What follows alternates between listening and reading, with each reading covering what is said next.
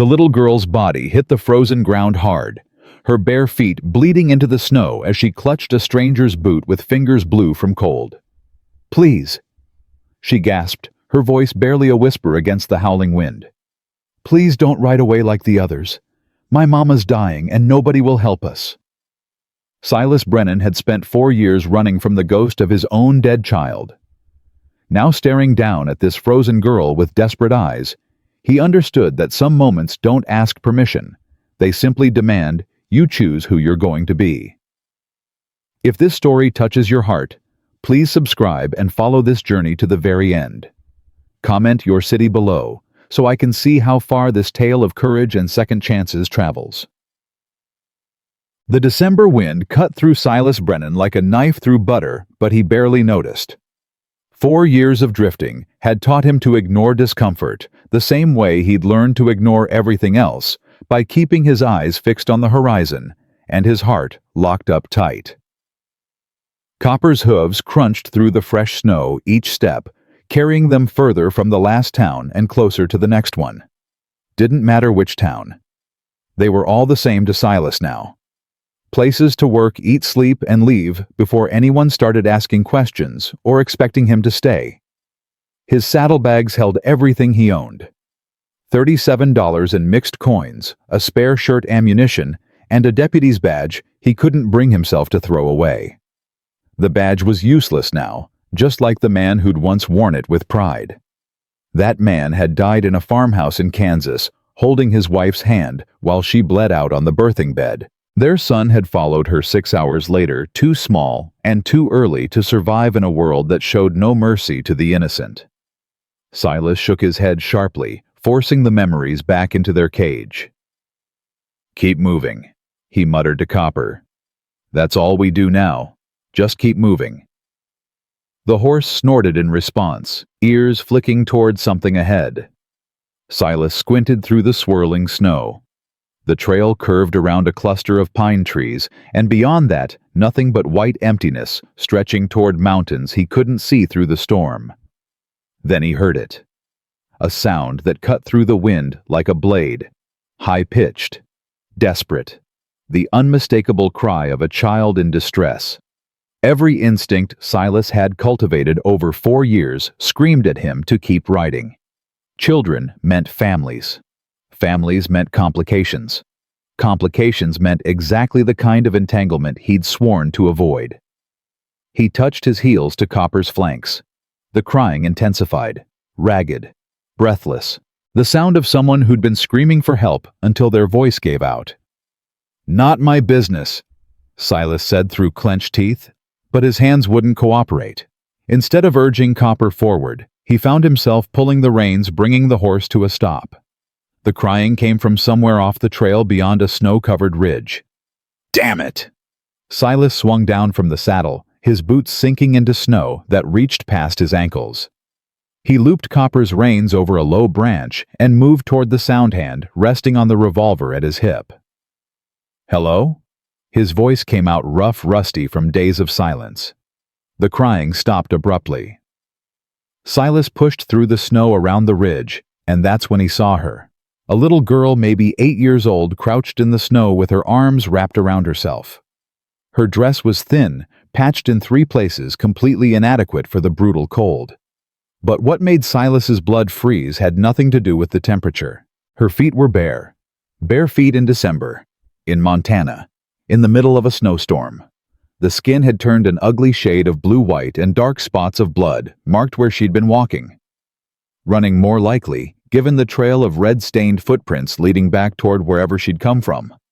When she looked up at him, her eyes brown and huge, and filled with desperate hope, struck him like a physical blow. For one terrible moment, he saw another child, one who existed only in his imagination, one he'd never gotten to meet. "Please," the girl whispered. "Please, you have to help." Silas's throat felt tight. "Help with what? Where's your family?" She scrambled to her feet, stumbling toward him on those ruined feet. Small hands grabbed at his coat, his vest clinging with surprising strength. "My mama," she choked out. "She's sick, real sick. She won't wake up right, and she's burning up and nobody will help us. The Thorntons slammed their door. Mr. Morrison at the general store said we ain't his problem. I walked all the way to the Hendricks place, and Mrs. Hendricks told me to go away before I brought sickness to her family. The words tumbled over each other, dissolving into fresh tears. I've been walking since morning trying to find someone. Anyone. And my feet hurt so bad, but I can't stop because Mama's gonna die if I stop and I can't. Her legs buckled. Silas caught her before she hit the ground and the lightness of her body shocked him. She weighed nothing at all, just sharp angles and desperate energy wrapped in inadequate cloth. Easy, he said, his voice gentler than he'd used in years. Easy now, I got you. You won't leave. The question held desperate hope and learned skepticism in equal measure. You won't ride away like everybody else. Silas looked down at this child with her frozen feet and tear-streaked face, and something cracked inside his chest. Something he'd spent 4 years building brick by careful brick. What's your name? Grace. Grace Weston. All right, Grace. Where's your mama? Relief flooded her face so profound it was almost painful to witness. Our cabin. It's about 3 miles that way. She pointed west with a trembling hand. Can you take me? Please, I don't think I can walk no more. Silas didn't hesitate. He scooped her up, carrying her back toward Copper like she was made of glass. The horse watched them approach with calm eyes, unfazed by the stranger in his rider's arms. We're gonna get you warm first, Silas said, reaching into his saddlebag for the spare blanket he kept rolled behind his bedroll. He wrapped it around Grace, tucking the edges tight. Then we'll go find your mama. She's real sick, mister. Been 3 days now. Started with just being tired, then the shakes came, and yesterday she stopped knowing who I was. Grace's voice cracked. She kept calling me by a different name, calling for my papa, but Papa's dead. He's been dead since March. Silas lifted her onto the saddle, then swung up behind her. Her small body pressed against his chest, shivering despite the blanket. What's your name, mister? Silas. Silas Brennan. Are you a good man, Mr. Brennan? The question hit harder than she could have known. Was he a good man? He'd been once, or at least he'd tried to be. Deputy Sheriff of Cedar County, Kansas. Husband. Almost a father. A man who believed in justice and honor and protecting the innocent. Now he was just a drifter who'd almost ridden past a freezing child because stopping felt too dangerous. I'm trying to be, he said finally. That good enough for now. Grace considered this with 8-year-old solemnity. I reckon it'll have to be. Silas urged Copper forward, and the horse moved into the wind, heading west toward a cabin that held a dying woman and whatever complications Silas had just agreed to face. They rode in silence for a while, Grace huddled against him for warmth, her breathing gradually steadying as the blanket did its work. But her feet worried him. He'd seen frostbite before, and those toes needed attention soon. How long's your mama been alone with you? Silas asked. Since Papa died, last March. He was breaking a horse for Mr. Thornton, and it threw him into the fence post. Grace's voice went flat in the way children spoke of unbearable things when they'd had to accept them. Broke his neck. Dr. Holloway said he didn't suffer none, but I don't know if that's true or just something adults say. Silas's jaw tightened. A widow and child alone for nearly a year. The fact that they'd survived spoke to either tremendous strength or sheer stubborn luck. What about the Thorntons? They couldn't help out seeing as your papa died working for them. Mr. Thornton paid for the funeral. Said that made us square. Mrs. Thornton brought food for a few weeks, but then she stopped coming. Said they had their own troubles, and we needed to learn to manage. The casual cruelty of it settled over Silas like a familiar coat. He'd seen it before. Hell, he'd practiced it himself these past 4 years. People were quick enough with sympathy when it cost them nothing. But when real help was needed, most folks found reasons to look the other way. The general store owner, Morrison, you said he couldn't spare anything. Grace shook her head. Mama owes him money, $23 from last winter when we couldn't pay for supplies. He said he ain't running a charity, and if we can't pay what we owe, he ain't giving us nothing else. And the doctor, Dr. Holloway? He came out once back in September when Mama twisted her ankle, charged $15 we didn't have, said he'd add it to our account. Grace's small hands twisted in the blanket. We owe him $40 now from when Papa was hurt and then Mama's ankle. He won't come no more unless we pay something first. Silas did the math in his head. A widow owing money to half the town trying to run a homestead alone with an 8-year-old. No wonder she'd gotten sick. The woman was probably working herself to death trying to keep them alive. Tell me about your mama. What's she like when she's not sick? For the first time, Grace's voice brightened. She's the strongest person I know. Papa used to say she could out-stubborn a mule and outwork 2 men. She knows all about medicines and herbs. Her papa was the apothecary back east before she married Papa. She taught me to read when I was 5, and she makes the best apple pie you ever tasted. Sounds like quite a woman. She is. Grace's voice dropped. That's why I know something's real wrong. Mama never stays in bed. Not ever. Even when she was sad after Papa died, she got up every morning and did what needed doing. Said lying around, feeling sorry for yourself, don't feed chickens or fix fences. How long did you say she's been fevered? 3 days. First, she said she was just tired from hauling water. Then she got the shakes real bad. Yesterday morning she couldn't get out of bed, and by nightfall she was talking to people who wasn't there. Grace's voice trembled. This morning she wouldn't wake up proper. Her eyes opened but she didn't see me. Kept saying my name wrong, calling me Ruth. That's my aunt's name, Mama's sister who died years ago. Delirium, high fever, 3 days in. Silas had seen enough death on cattle drives to know the signs. If this woman had been alone with just a frightened child to care for, her odds were good. She hadn't had proper water, proper cooling, proper anything. We're almost there, right? Yes, sir, just over that rise. Our cabin's in the hollow on the other side. They crested the rise, and Silas's heart sank. The cabin huddled in the shallow valley like something trying to disappear into the earth. Weathered logs, gaps visible between them even through the falling snow. Roof sagging on one side, patched with what looked like canvas. A lean-to that might have once housed livestock stood empty, its door hanging crooked. No smoke rose from the chimney. No smoke meant no fire. No fire in this cold meant Silas didn't finish the thought. He urged Copper faster, and the horse responded, picking up speed despite the treacherous footing.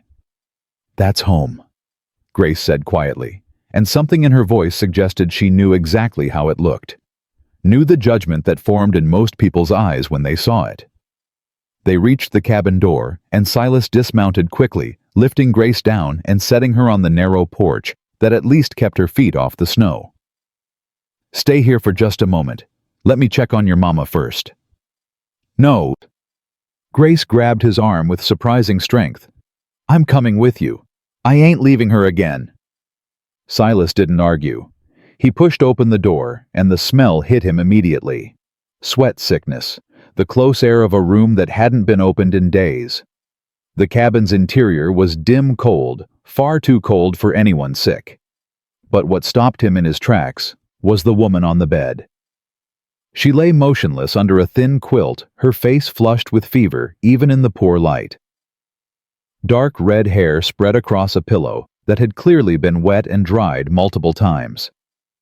She was younger than he'd expected, maybe 34 or 35, and even ravaged by illness. Something about her face spoke of the strength Grace had described. Grace ran to her mother's side immediately. Mama, I'm back. I brought help. The woman stirred slightly. Her eyes opened, hazel clouded with fever, and fixed on her daughter with obvious difficulty. Grace. The voice was barely a whisper. Grace, baby, I told you. Told you to stay. I couldn't stay, Mama. You were so sick. I had to find help. There isn't... nobody gonna... The woman's eyes drifted toward Silas, struggling to focus. Who? Silas moved closer, his boots loud on the plank floor. My name's Silas Brennan, ma'am. Your daughter found me on the trail. Wouldn't take no for an answer. A ghost of a smile touched cracked lips.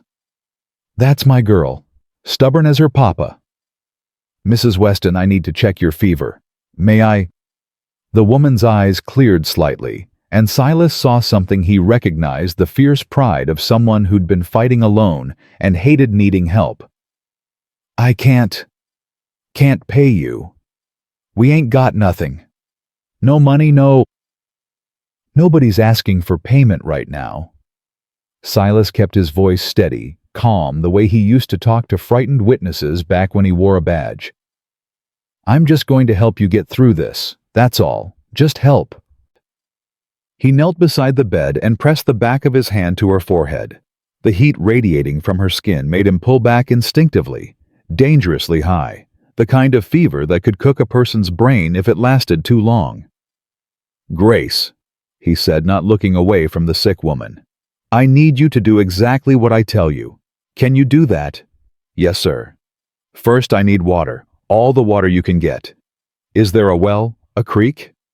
The creek's frozen over, but there's a hole Papa cut last winter that Mama keeps open. It's about 50 yards behind the cabin. Good. Show me where the buckets are. Then I need you to get that fire going. Can you manage a fire? I've been doing it since I was 6. Papa taught me. All right. Fire first, then water. Move fast. But be careful, don't slip on the ice. Grace darted to the cold fireplace, and Silas heard the scratch of matches, the crackle of kindling catching. The girl knew what she was doing. He turned back to the woman Clara. He remembered Grace calling her Mama, and found her watching him with fevered but alert eyes. Why are you doing this? Clara Weston asked. Don't know us. Don't owe us nothing. Silas wrung out the rag from the water pitcher beside the bed, stale and warm, but better than nothing, and pressed it to her forehead. Your daughter walked 3 miles in the snow with bare feet to find help. Went to every neighbor, every person she could think of, and they all turned her away. But she didn't stop, didn't give up. Found me on the trail and refused to let me ride past. He met Clara's eyes steadily. A child like that doesn't come from nowhere, ma'am. Means her mama raised her right. Seems to me that's worth something. Tears slipped down Clara's flushed cheeks, though she didn't seem to notice. Grace's feet, are they frostbitten? Not too bad, I checked in the saddle. She'll hurt for a while, might lose a toenail or two, but she'll keep all her toes. I'll tend to them proper once we get you stable. Clara's hand moved weakly, reaching for his. Her fingers were hot and dry, burning with fever. Promise me something. Ma'am, if this fever takes me, promise you'll get Grace to Dr. Holloway. He's a hard man about money, but he won't turn away a child with nowhere to go. He'll find her a place, a family. Promise me. Silas looked at this woman who was facing death and still thinking only of her daughter. He thought about the wife he'd lost, who'd spent her last breath telling him to be happy. He thought about the 4 years he'd spent running from that moment, from the unbearable weight of a promise he couldn't keep. I ain't gonna make you that promise, he said quietly, because I ain't planning on letting you die. So you just focus on breathing, on fighting, on staying alive long enough for your daughter to see you get better. That's your job right now. Only job that matters. Clara's fingers tightened on his. You're either the bravest man I ever met, or the biggest fool. Probably both, ma'am. Probably both. The fire was crackling now, Grace feeding it larger pieces of wood with focused determination. Warmth began to creep into the cabin, pushing back the dangerous cold. Fire's going good, Mr. Brennan, Grace called. I'll get the water now. Put your boots on first, Silas ordered. And a coat. I don't care how fast you want to move, you don't go out there without proper covering. Understand? Yes, sir. While Grace bundled up, Silas worked on Clara.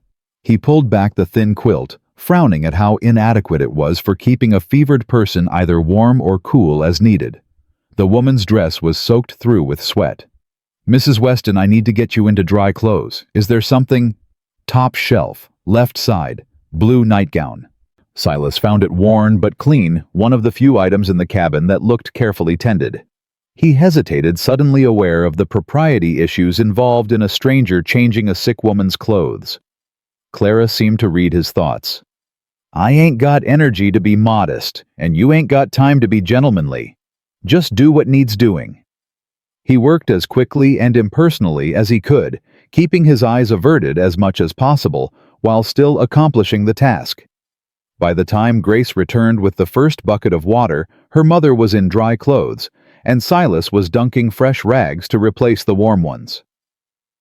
"Good girl," he said as Grace set down the heavy bucket. "I need at least 2 more. Can you manage that?" "I can manage." She was gone again before he could respond. Silas found himself marveling at this child, 8 years old, feet still aching from frostbite. And she moved with the focused purpose of someone twice her age. "She's something, ain't she?" Clara murmured, her eyes tracking toward the door her daughter had just exited. "Since Samuel died, she's grown up so fast. Too fast. Had to, I reckon. Wasn't nobody else to do what needed doing." "Tell me about your husband." Silas didn't know why he asked. He didn't need to know about Samuel Weston. Didn't need to know anything about these people beyond what was necessary to keep them alive. But something in Clara's voice when she said her husband's name, the mix of love and grief and pride, made him want to hear more. "Samuel was the kindest man I ever knew, patient, steady. When I met him, I was a shopkeeper's daughter from Boston, who didn't know a thing about hard work or sacrifice. He taught me everything." Clara's eyes closed, her voice dreamy with fever and memory. "We built this cabin together. Every log, every nail. Took us 6 months, but we did it. Said we were building our future with our own hands." "He sounds like a good man. The best." Tears slipped down her cheeks again. "When Grace was born, he cried. Big, strong Samuel Weston, crying like a baby because he had a daughter. Said she was the most beautiful thing he'd ever seen. And when he died..." Clara was quiet for a long moment. "When he died, part of me died with him. But I couldn't stop, couldn't fall apart, because Grace needed me. So I got up every morning and I did what had to be done. For her. All for her." Grace returned with more water, and Silas turned his attention back to the immediate crisis. The cabin was warming now, the fire crackling steadily, and he established a rhythm of cooling Clara's fever with wet cloths, while Grace kept the water supply fresh and the fire fed. Hours passed. The storm outside intensified, wind howling against the cabin walls, snow piling against the door. But inside, they worked in determined partnership, child and stranger, bound by shared purpose. As darkness fell, and Clara's breathing seemed to ease slightly, Silas allowed himself a moment of hope.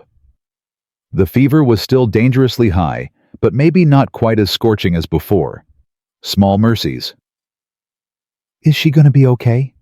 Grace asked, settling into the chair beside her mother's bed.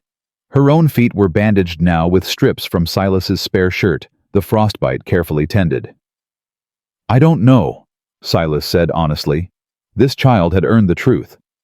"But I'm going to do everything I can to make sure she is." "You'll stay. You won't leave us." Silas looked at Grace, at her hopeful, frightened face, at her bandaged feet, at her small hand clutching her mother's. He thought about all the reasons he should ride out at first light. All the ways this could end badly.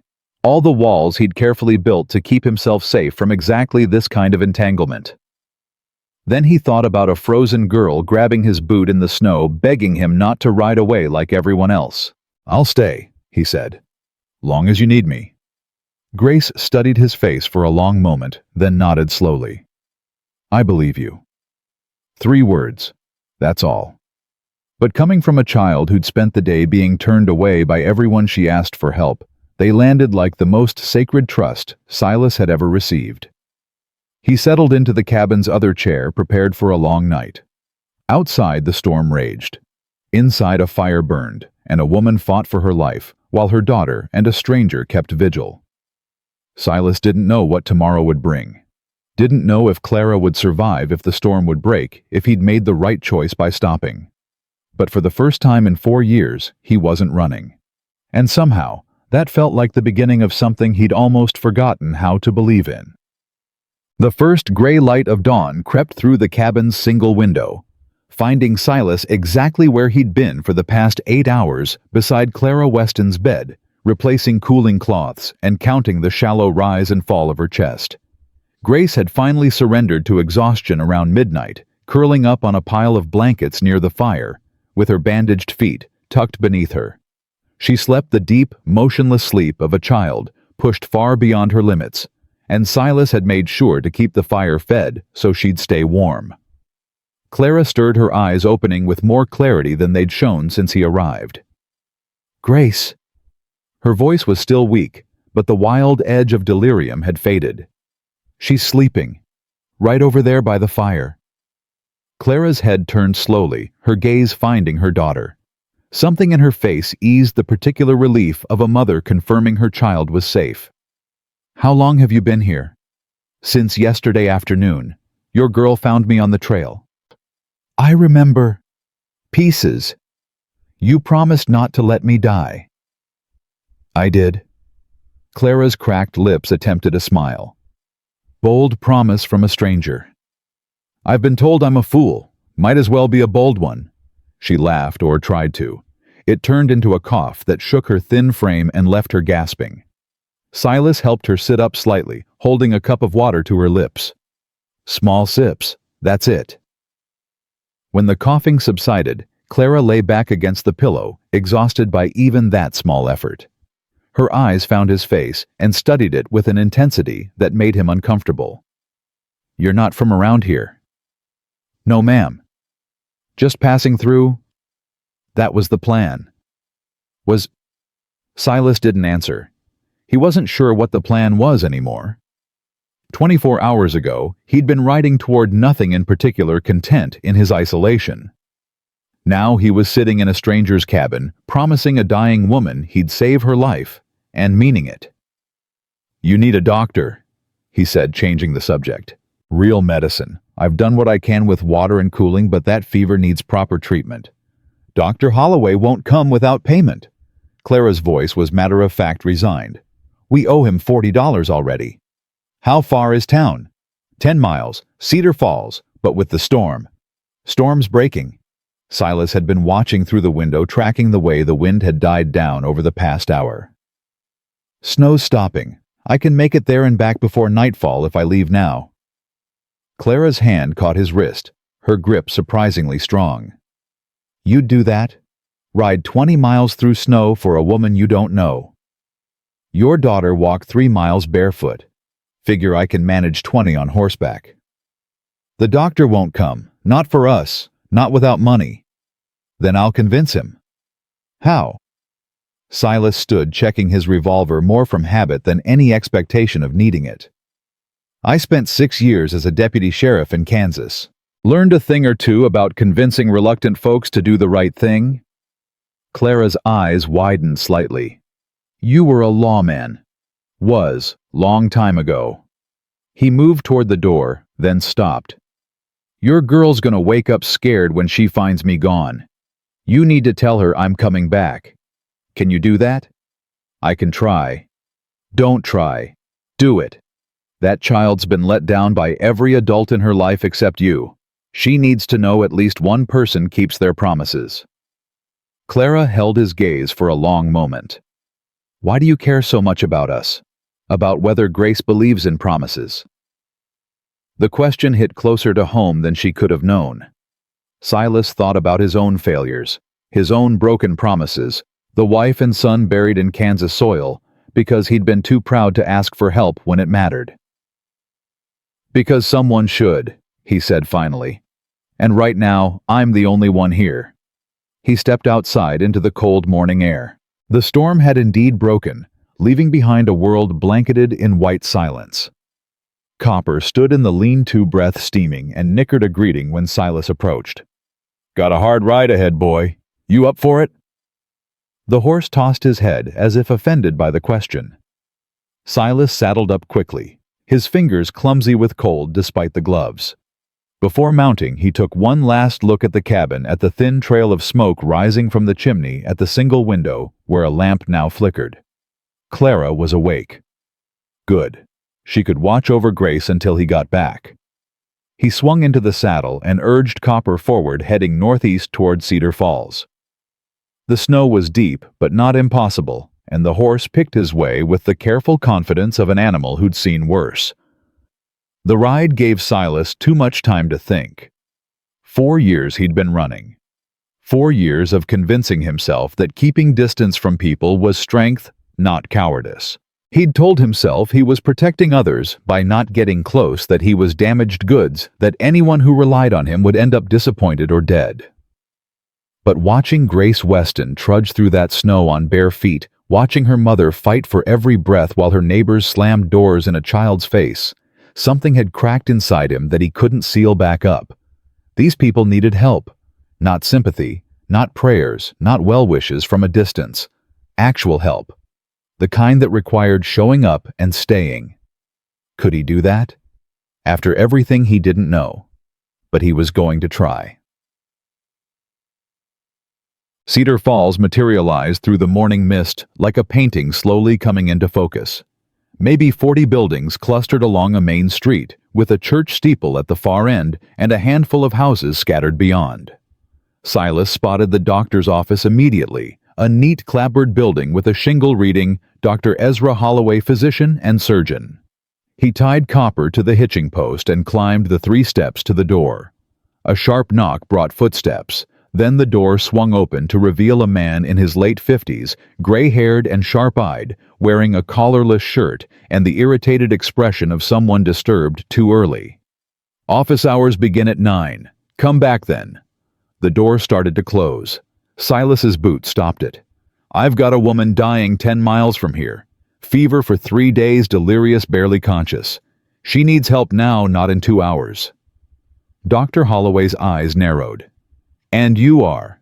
"Silas Brennan. I was passing through, found her daughter on the trail yesterday, begging for help." The girl's 8 years old. She'd already been turned away by the Thorntons, the general store, and 3 other places I probably don't know about. Something flickered in the doctor's expression. Recognition, maybe, or guilt. "You're talking about Clara Weston." "I am. The widow woman. Husband died last spring. Her daughter told me." Dr. Holloway's jaw tightened. "That family owes me $40 already. I made 2 house calls when Samuel was injured, and another when Mrs. Weston hurt her ankle last fall. Never saw a penny. So you let a woman die over $40. I have bills to pay, same as everyone else. A wife. A practice to maintain. I can't work for free, Mr. Brennan. This isn't charity. It's business." Silas felt his temper rising but forced it down. Anger wouldn't help Clara. He needed this man's cooperation, not his defensiveness. What would it cost to come out there today, treat her, give her a fighting chance?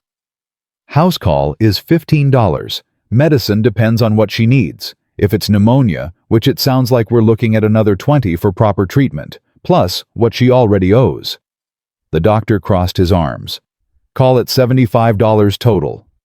Silas reached into his pocket and pulled out his leather pouch. He counted out the contents, $37 in mixed coins and crumpled bills.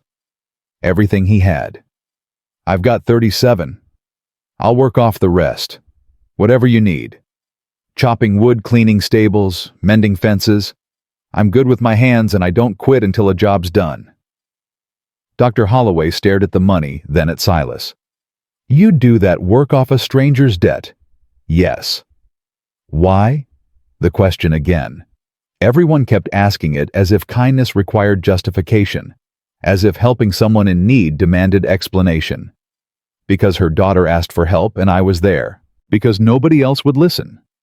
Because I've spent 4 years pretending other people's problems weren't mine, and I'm tired of being that man." Silas held out the money. "Take it or don't, but make a decision. That woman doesn't have time for us to stand here debating. A long silence stretched between them. Dr. Holloway's expression shifted through several emotions: calculation, reluctance, and finally, something that might have been respect. "You were a lawman once." It wasn't a question. Silas wondered how the man knew, then realized it didn't matter. "Deputy Sheriff, Kansas. Gave it up 4 years ago." "Why?" "Because I failed at everything that mattered and didn't have the stomach to keep pretending I hadn't." Dr. Holloway took the money. "Give me 10 minutes to gather supplies. There's a trough around back for your horse." The door closed, leaving Silas on the porch with empty pockets and a knot in his chest that might have been hope. He watered Copper and let the horse rest while he waited, his mind drifting back to the cabin 10 miles away. Was Clara still conscious? Had Grace woken up yet? Had his promise been enough to keep that child from panicking when she found him gone? He didn't know. Couldn't know until he got back. And the not knowing gnawed at him in ways he hadn't felt since Eleanor. Since those last terrible hours when he'd raced back to the farmhouse, knowing he was already too late, praying anyway, bargaining with God for a miracle he didn't receive. "Mr. Brennan." Silas turned. A woman stood on the boardwalk, middle-aged, well-dressed, with a face that might have been kind, if not for the pinched expression she currently wore. "I'm Edith Thornton. I understand you've been to the Weston place." "I have." "How is Clara?" "We heard the child was asking for help yesterday, but Hiram, my husband, he thought it best not to get involved. We've had illness in our own household this winter, and he was concerned about spreading sickness." "Yes. Your husband made that clear when he slammed the door on an 8-year-old girl with frozen feet." Mrs. Thornton flinched. "That's not—" "Hiram can be harsh, but he means well. We've given that family quite a lot already. Paid for Samuel's funeral, brought food for weeks afterward." And then stopped, when it got inconvenient, when it required actual sacrifice. "You don't understand how things work out here, Mr. Brennan. Everyone's struggling. We can't carry every burden. If people can't manage on their own, then they die." Silas's voice was flat. "Their children freeze in the snow begging strangers for help because their neighbors decided carrying every burden was too much trouble." Mrs. Thornton's face went pale. "That's unfair." "Maybe, but it's also true." Silas saw Dr. Holloway emerging from his office with a medical bag. "Excuse me, I've got somewhere to be." He mounted Copper and waited for the doctor to bring his own horse around. Mrs. Thornton still stood on the boardwalk, watching with an expression Silas couldn't read. "Mr. Brennan," she called as he turned to leave. Tell her I'll come by. When she's better, I'll come by and we'll talk." Silas didn't respond. Words were cheap. He'd believe Mrs. Thornton's concern when he saw her actually show up. The ride back felt twice as long as the ride there. Dr. Holloway kept pace, but didn't attempt conversation, for which Silas was grateful. His mind was on Clara and Grace, on all the ways things could have gone wrong in the hours he'd been gone. When the cabin finally came into view, smoke still rising from the chimney, Silas released a breath he hadn't realized he'd been holding. They dismounted and tied the horses. Silas pushed open the door and found Grace standing just inside, her face tear-streaked but determined, holding a cast-iron skillet like she intended to brain whoever walked through. "Grace, it's me." The skillet lowered. Grace's composure crumbled. She dropped the pan and threw herself at Silas, her small arms wrapping around his waist with desperate strength. "You came back. You really came back." "Told you I would." "I woke up and you were gone, and Mama was so weak she could barely talk, and I thought... I know what you thought." Silas crouched down to meet her eyes. "But I made you a promise, and I keep my promises. Understand, no matter what, I keep them." Grace nodded, wiping her eyes with the back of her hand. Then her gaze moved past him to Dr. Holloway, and wariness replaced relief. "You brought him. He's going to help your mama." "He wouldn't help before. Said we owed too much money. Dr. Holloway cleared his throat awkwardly. Grace, your mother's debt has been addressed. I'm here now. That's what matters. Grace looked between the doctor and Silas, clearly connecting dots. You paid him with what? Don't worry about that. But, Grace. Clara's voice came from the bed, weak but conscious. Let the doctor do his work. You can ask questions later. The next hour passed in tense silence as Dr. Holloway conducted his examination. Silas kept Grace occupied by the fire, helping her rebandage her feet with proper supplies the doctor had brought. He's really going to make her better? Grace asked quietly. He's going to try his best. What if his best isn't enough?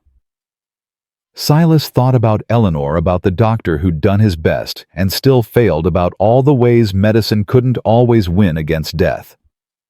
Then we'll deal with that together.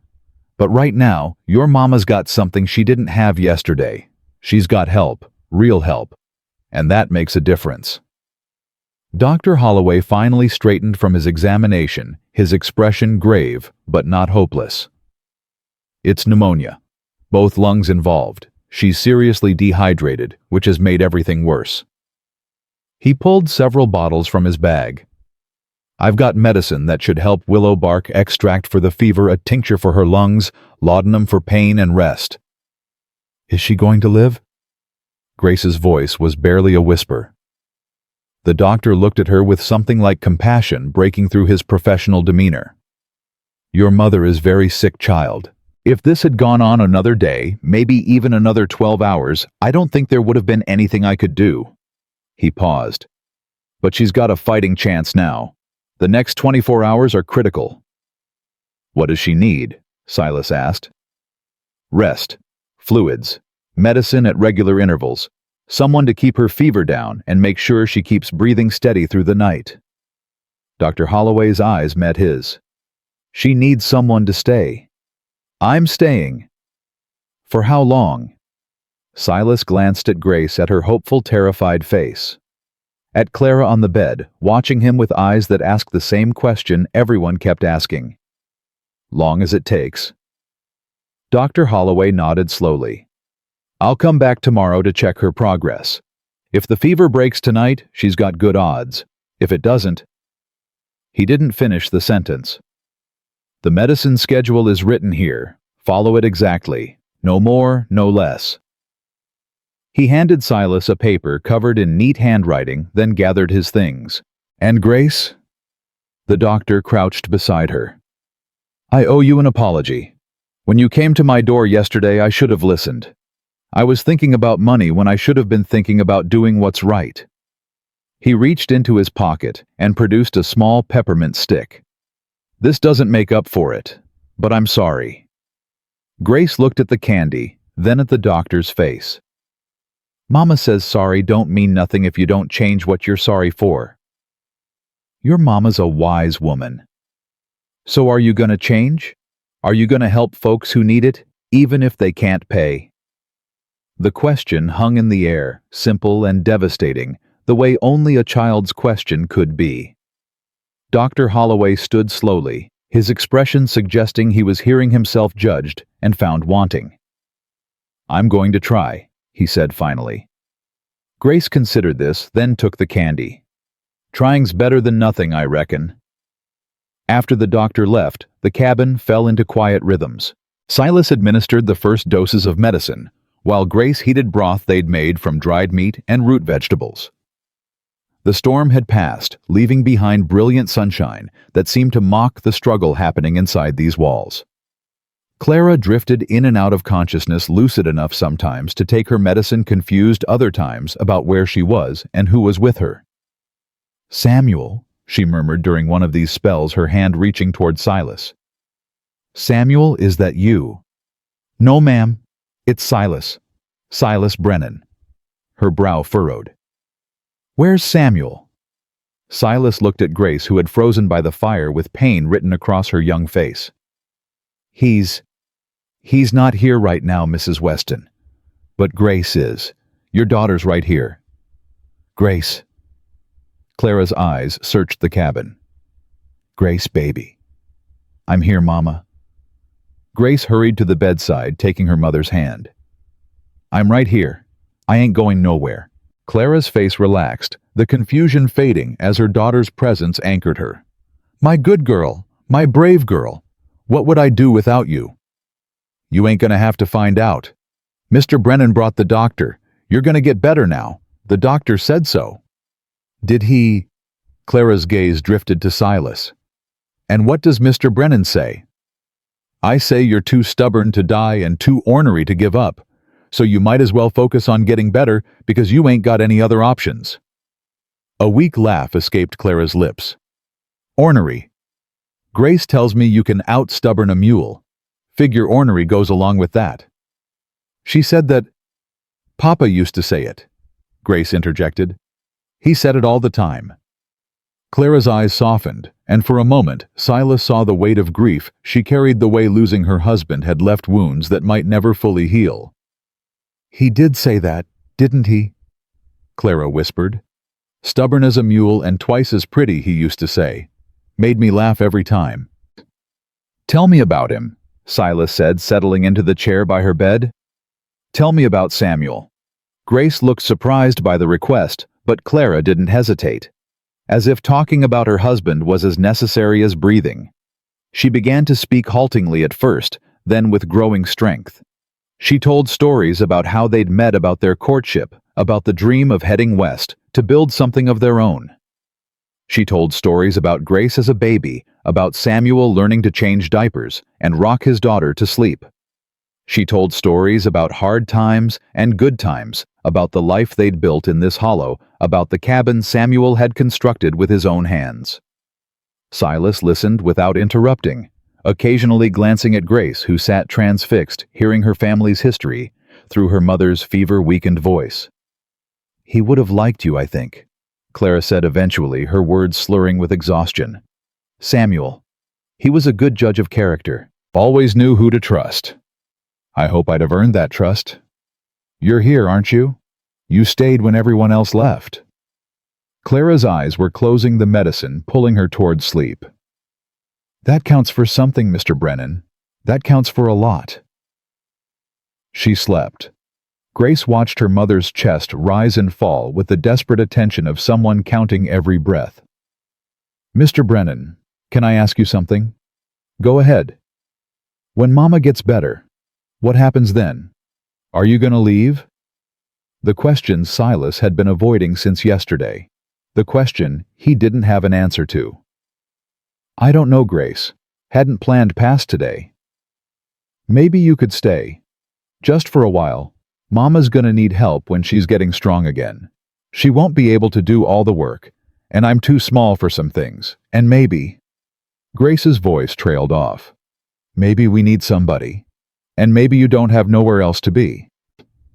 Silas looked at this child who'd walked barefoot through a blizzard to save her mother, who'd faced rejection from everyone she'd asked and still hadn't given up, who was now asking a stranger to become something more. Let's get your mama well first, he said carefully. Then we'll talk about what comes next. But you'll think about it, about staying. He thought about the trail, about the endless miles stretching toward nowhere in particular. He thought about the silence of riding alone, about the nights spent camping under stars without anyone to share them. He thought about 4 years of running and where it had gotten him. Yeah, he said quietly. I'll think about it. Grace smiled, the first real smile he'd seen from her since they'd met. It transformed her whole face, made her look like what she was, a child who still had hope despite everything life had thrown at her. Good, she said. That's good. The hours crept past. Silas maintained the medicine schedule with careful precision, administered water whenever Clara surfaced enough to drink, changed the cooling cloths on her forehead. Grace helped where she could and stayed out of the way when she couldn't. As evening fell and the temperature dropped, Clara's fever remained high, but stable. Not better, but not worse either. The doctor had said 24 hours were critical. They were maybe 8 hours in. Silas settled in for another long night, knowing sleep wasn't an option. Not with Clara's life hanging in the balance. Not with Grace counting on him to keep his promise. Sometime after midnight, with the fire crackling low and Grace finally asleep in her pile of blankets, Clara's hand found his in the darkness. "You're still here," she murmured. "Told you I would be." "Most folks don't keep their word." "I know. Why do you—" Silas considered the question, turning it over in his mind. Why did he— What made him different from the Thorntons from Dr. Holloway before he'd been shamed into helping from all the people who'd looked at Grace Weston's frozen feet and desperate eyes and decided not to get involved? "Because I used to be someone who didn't," he said finally. "Someone who let down the people who needed me most. And I've spent 4 years living with what that cost." He paused. "I can't change what happened. Can't bring back what I lost. But I can choose to be different now. I can choose to show up when it matters." Clara was quiet for a long moment. Her thumb traced slowly across his knuckles. "What did you lose?" "My wife. My son. He died before he was born, too early, too small. She bled out, bringing him into the world. I was supposed to be there, but I wasn't. Got held up chasing some outlaw who didn't matter, and by the time I got home—" He couldn't finish the sentence. Hadn't ever said it out loud to anyone, not in 4 years. "I'm sorry," Clara whispered. "That's a heavy weight to carry." "It is. Does it ever get lighter?" Silas looked at her face in the dim firelight, at this woman who'd lost her husband, and nearly her own life, who understood grief in ways most people couldn't. "I don't know yet," he admitted. "Haven't figured that out. But sitting here tonight, making sure you keep breathing, watching your daughter sleep, knowing her mama's gonna be here when she wakes up." He swallowed hard. "This helps. For whatever reason. This helps." Clara's grip tightened on his hand. "Then stay. As long as this helps, stay." He didn't answer. Didn't need to. The promise had already been made, sealed by something deeper than words. Outside, the Montana night stretched cold and endless. Inside, a fire burned and a woman fought for her life while a broken man kept watch, discovering that sometimes the path to healing wasn't forward or back. It was staying exactly where you were needed for as long as you were needed, and trusting that the rest would figure itself out. The hours passed. Clara slept. Grace dreamed. And Silas Brennan sat in a cabin that wasn't his, watching over a family that wasn't his, wondering if maybe, just maybe, belonging wasn't something you were born into, but something you chose. Dawn came slow and gray, the weak winter light creeping through the frost-covered window, like it was afraid to disturb the silence inside. Silas hadn't slept. His eyes burned and his back ached from sitting in the hard chair all night, but none of that mattered, because sometime around 4 a.m, Clara's fever had broken. He'd felt it happen the moment her skin went from burning hot to damp with sweat, the moment her breathing shifted from shallow gasps to something deeper and steadier. She'd opened her eyes briefly, looked at him with full recognition, whispered, "Thank you," and fallen into what he could tell was real sleep. Not the unconscious drift of fever, but actual rest. Grace woke with the light sitting up immediately and looking toward her mother's bed, with the desperate hope of a child who'd learned not to expect good news. "Her fever broke," Silas said quietly. "About 3 hours ago." Grace was across the cabin before he finished speaking, her bandaged feet forgotten as she pressed her hand to her mother's forehead. "She's not hot anymore," Grace breathed. "She's actually not hot. She's gonna need a lot of rest. Doctor said her lungs are still weak, but the worst is over." Grace turned to look at him, and something in her expression made Silas's chest tighten. It wasn't just gratitude, though, that was there. It was something deeper, something that looked uncomfortably like trust. "You saved her," Grace said. "You really saved her." "The doctor saved her. I just made sure she kept breathing until he got here." "No." Grace shook her head firmly. The doctor gave her medicine. You gave her a reason to fight. That's different. That's more. Silas didn't know how to respond to that, so he stood and stretched his aching muscles instead. We need more firewood. Storm left a lot of branches down, should be easy gathering. You stay here with your mama. Can you handle the medicine if she wakes up? Yes, sir.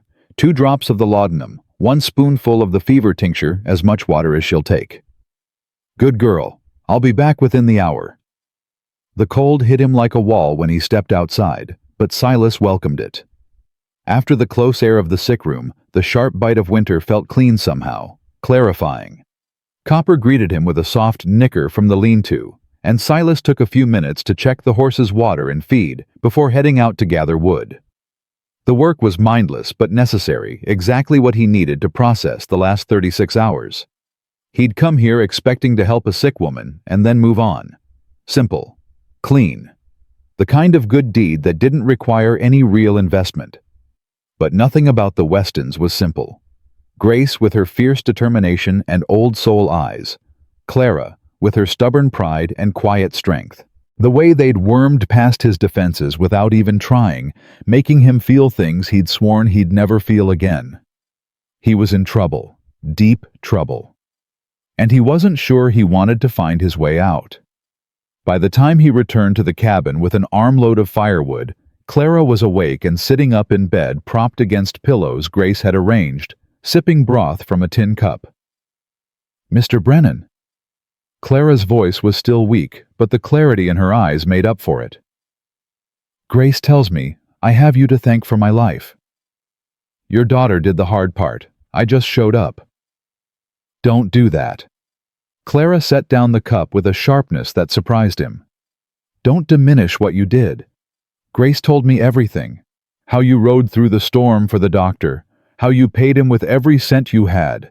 How you sat up all night making sure I kept breathing.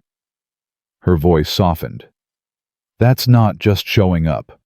That's more than anyone's done for us since Samuel died.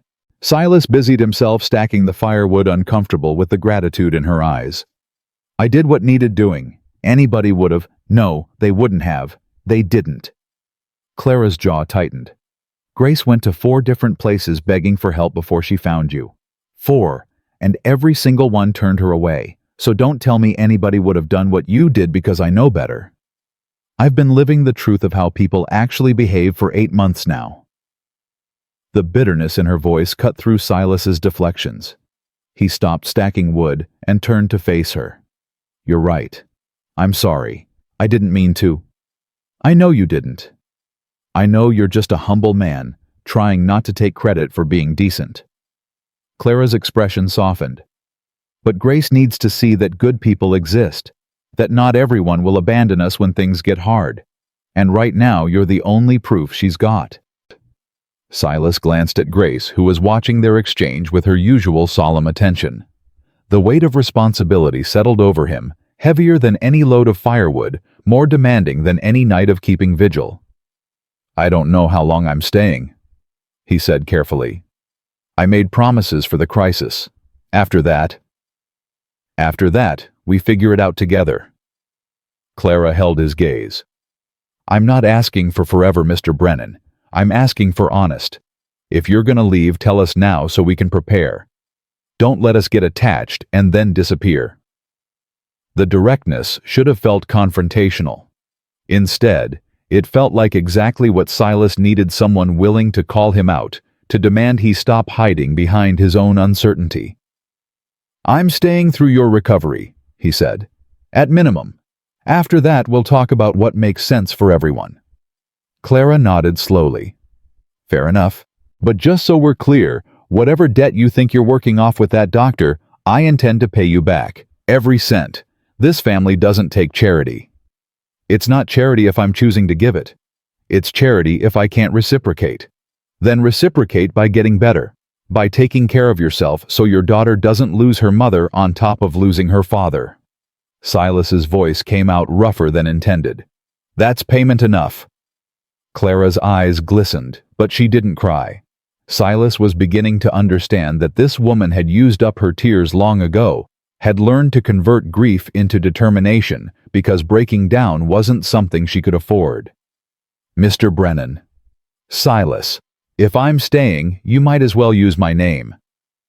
Silas. She tested the word like she was learning a new language. I want you to know something. Whatever happens after this, whatever you decide about staying or going, you've already given us something I thought was gone for good. What's that? Hope. Clara glanced at Grace, who had curled up by the fire with a book, one of the few luxuries the cabin contained. Look at her. Really look. For the first time in 8 months, she's not carrying the weight of the world on her shoulders. She's just being a child, because she knows someone else is helping carry the load. Silas looked, and saw exactly what Clara meant. Grace's face was relaxed in a way he hadn't seen before, her attention absorbed by whatever story she was reading. She wasn't watching her mother's breathing, wasn't listening for sounds of distress, wasn't coiled with the tension of a child preparing for the next disaster. She was just a little girl reading a book by the fire. Something cracked open in Silas's chest at the sight of it. I had a daughter, he heard himself say. Or I would have. Eleanor, my wife. She was 8 months along when the labor started early. The baby came too soon, too small. They both died within hours of each other. Clara's intake of breath was sharp, but she didn't interrupt. After that, I couldn't stay. Couldn't look at the house we'd built, the nursery she'd painted, the cradle I'd carved. I quit the deputy job and started writing. 4 years now. Never stopped anywhere longer than a few weeks. What changed? Your daughter grabbed my boot in the snow and wouldn't let go. Silas's voice caught. She looked at me like I was her last hope in the world, and something in me just broke. The wall I'd built, the distance I'd kept. She looked at me, and I couldn't ride away. Couldn't do to her what everyone else had done. Because you know what it feels like to be abandoned when you need help most. I know what it feels like to fail the people counting on you. That's what I know. Silas finally met Clara's eyes. I wasn't there when Eleanor needed me. I was off chasing some outlaw who didn't matter, being the hero instead of being the husband. By the time I got back, it was too late for anything but goodbye. That wasn't abandonment. That was being in the wrong place at the wrong time. Was it? Or was it choices I made that put me there? Silas shook his head.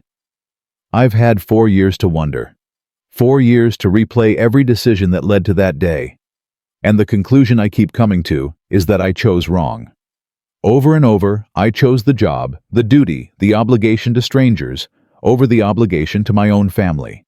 And they paid the price for it. Clara was quiet for a long moment.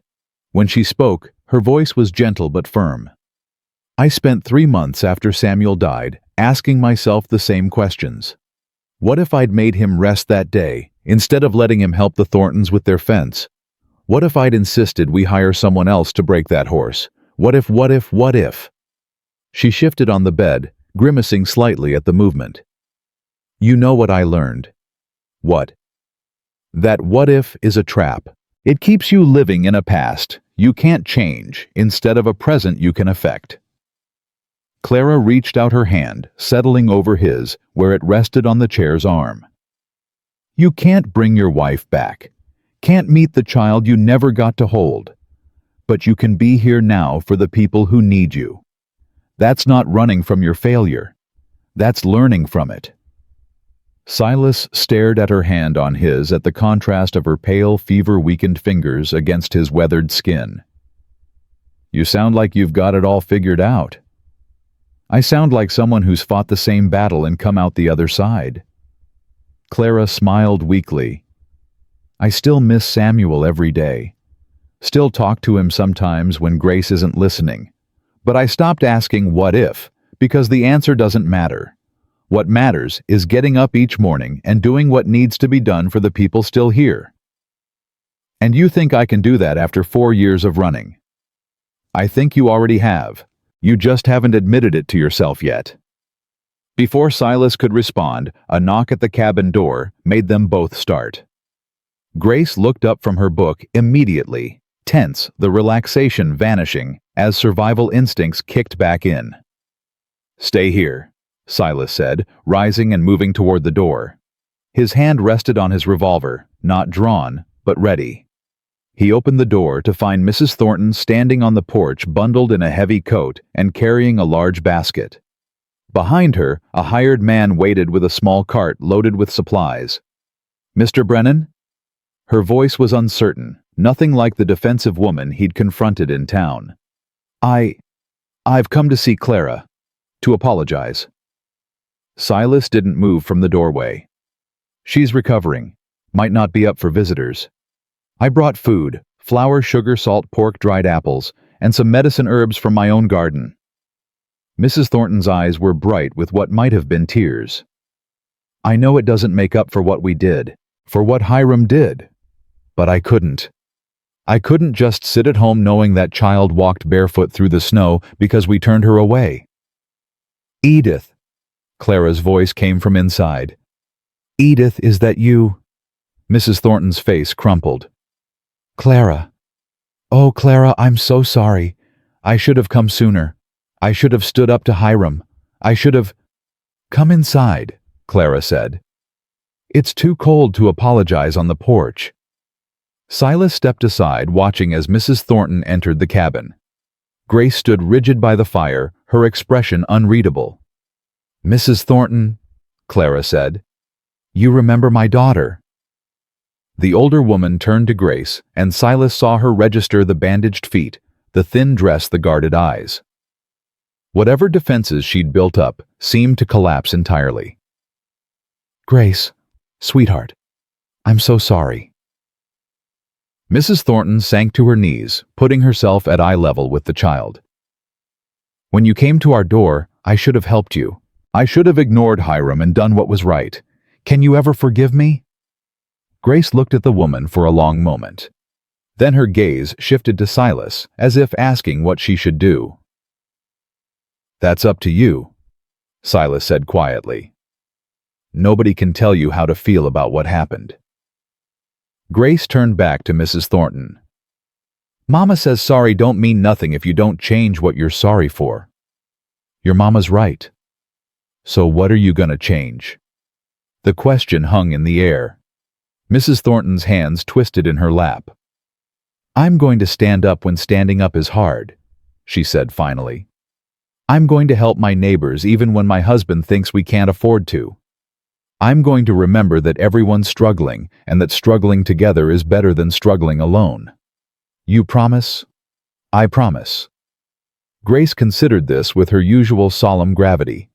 Then she nodded once. "All right. I reckon everyone deserves a second chance. That's what Mr. Brennan says." Mrs. Thornton looked at Silas with something like wonder. "You've made quite an impression on this family." "They've made quite an impression on me." The next hour passed in a flurry of activity. Mrs. Thornton directed her hired man to unload the supplies while she fussed over Clara, checking her temperature and adjusting her pillows. The two women talked in the shorthand of old acquaintances, filling in gaps, rebuilding bridges that had crumbled from neglect. Grace watched it all with cautious optimism, occasionally glancing at Silas as if making sure he was still there. Each time he nodded reassurance, and each time she relaxed a fraction more. When Mrs. Thornton finally prepared to leave, she pulled Silas aside. "Hiram doesn't know I'm here. He'd be furious if he found out." "Then why did you come?" "Because my husband being wrong doesn't mean I have to be." She pulled her coat tighter. "I've spent 30 years letting him make decisions for both of us, telling myself it was easier to go along than to fight. But watching that child beg for help, watching you ride into town covered in snow demanding Dr. Holloway do his job." She shook her head. "It woke something up in me, something I'd put to sleep a long time ago." "What are you going to do?" "I don't know yet, but I know I can't keep living like nothing matters except keeping Hiram happy." Mrs. Thornton met his eyes. "Take care of them, Mr. Brennan. They deserve someone in their corner." "I intend to." after she left the cabin, felt different. Fuller somehow, despite being occupied by the same 3 people. The supplies Mrs. Thornton had brought lined the shelves, enough food to last weeks, maybe months if they were careful. "That was unexpected," Clara said softly. "She's trying to make things right." "I know. I'd given up hoping anyone would." Clara's eyes found his. "First you, now Edith. Maybe the world isn't as cold as I thought. Maybe not." That evening, they ate their first real meal together. Grace had prepared biscuits from the fresh flour surprisingly competent for an 8-year-old, and Silas had heated the salt pork with some of the dried apples.